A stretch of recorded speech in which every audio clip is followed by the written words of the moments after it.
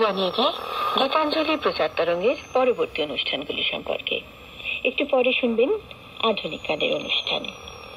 দ্বিতীয় অধিবেশনে বিকেল 5টায় শুনবেন হ্যালো ক্রীড়াঙ্গন, যত কাণ্ড কাতারে। এই বিষয়ে অনুষ্ঠান, অতিথি প্রাক্তন ফুটবলার ভাস্কর গঙ্গোপাধ্যায়, উপস্থাপনায় উপগুপ্ত বন্দ্যোপাধ্যায়।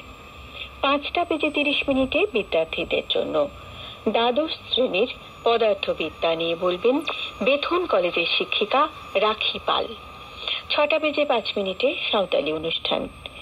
6:40 কৃষি কথার আসরে প্রথমে রাঙা আলুর চাষ, এই বিষয়ে সাক্ষাৎকার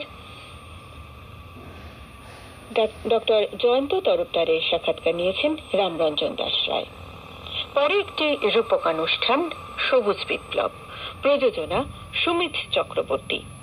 রাত 8টায় স্বাস্থ্য জিজ্ঞাসা, বিষয় শিশু ও কিশোর কিশোরীদের ডায়াবেটিস। এসএসকেএম হাসপাতালের হরমোন রোগ বিশেষজ্ঞ ডাক্তার শুভঙ্কর চৌধুরীর সাক্ষাৎকার নেবেন শর্মিষ্ঠা সরকার।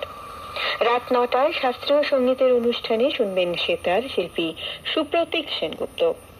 9:30 আবৃত্তির আসর, বিভিন্ন কবির দেশাত্মবোধক কবিতার আবৃত্তি বিজয়।